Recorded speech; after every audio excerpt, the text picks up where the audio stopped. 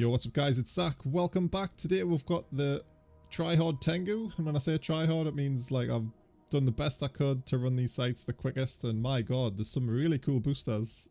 It's pretty much just the same as like any other Tengu, I would say, but with the sites not requiring like a afterburn or anything, you can like put a web on, so basically like half the range of a Loki with a dark blood web, which gives 15 kilometers. It is 5% less slow than the Republic fleet and everything, which is usually the standard, but I think 55% with an extra kilometer range is really good. And to be honest, even some of the Serbs like stay outside of that range, just like 15.9 or whatnot, so you can overheat it and all that to get the webs on. But really, because we're like going super try hard for like application and things like we did with the application Loki in the winter event, we've got like a ton of implants to help with all that sort of stuff. So really the web's just a nice thing to have versus like a requirement for the fit. So you can see it's pretty much standard. I'll not go over all the things, right? We've got the flare, the Rigor, and the implants and the web basically let we do the assault missile damage.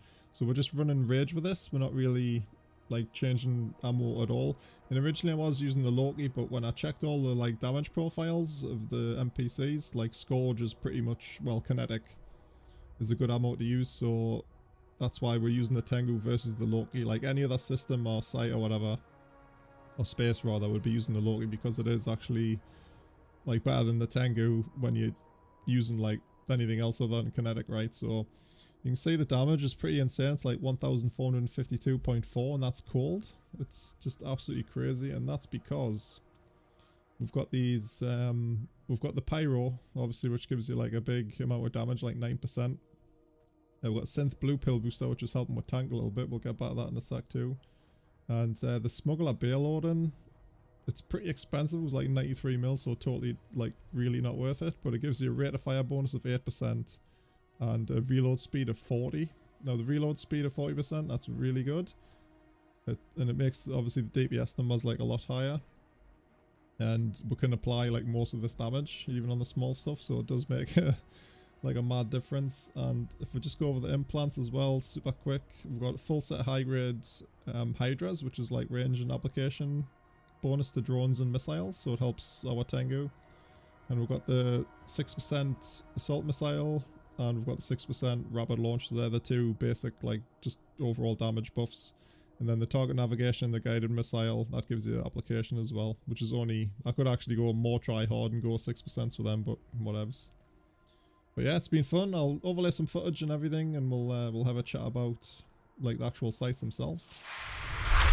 Alright guys, so in the sites, obviously the boss is pretty much the worst thing right now, since they've sort of had the delayed spawns and everything in. These do the most damage, but I mean I was under no pressure at pretty much any time during these sites, even with like no prop and everything. And some of the times I was literally just sitting still, just DPS checking, which you'll see coming up. And the only thing I can see, which is a bit weird now, was that obviously the tornadoes and the Cerberuses seem to like do the actual most.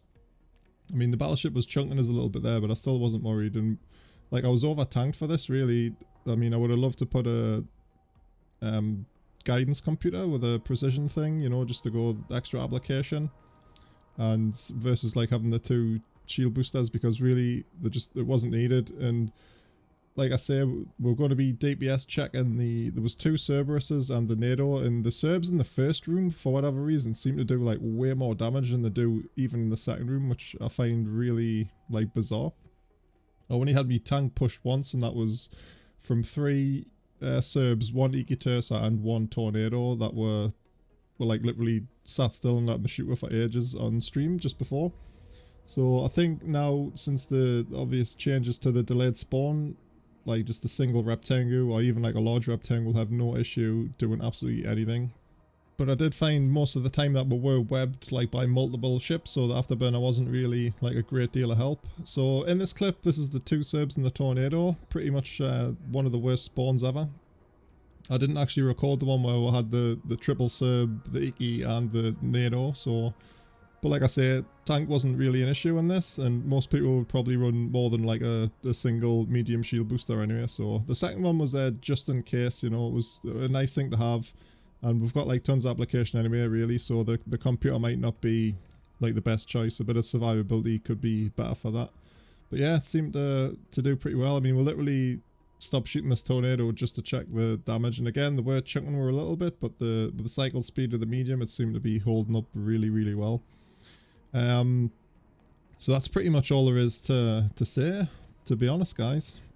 I will show you this last clip of this guy in a Myrmidon. Unfortunately, I think one of the reasons why they did the delayed spawn is because people were like trolling people in the T1 ships and the Tech 3s by warping in and getting the instant double spawn, right? So unfortunately it happened to this guy. I didn't even think at the time. I mean, I was literally streaming, I didn't do this to troll, but I mean, we did like waited to see what would happen, and his tank unfortunately did fail him. So what happened was he obviously gets killed, and then I got me main zaqq to come up in a jag, and we actually looted like 130 mil off the guy because he'd obviously been running the sites, and he had some dead loot as well. So I think what I'll do later on when I log on, I'm gonna give him a convo or just give him like the 130 mil back.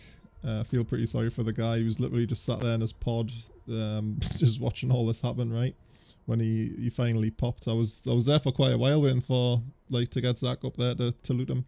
So unless he had his ult there doing the same sort of thing. But yeah, I think I'll send him the cash back. Obviously he's a bit of a new bro, right? He's had all like meta modules and shit, so aye, pretty crazy. I think for his event score, it's definitely a little bit better than the past ones. I mean, I really like the toughness of it, and to get like a good runtime, like to use a bit of a more blingy ship, right? Because honestly, you could just run like a full Tech 2 Tengu exactly the same way this is fitted. Like even Tech 2 shield boosters with an amp, it would be absolutely fine in my opinion running the pair of them.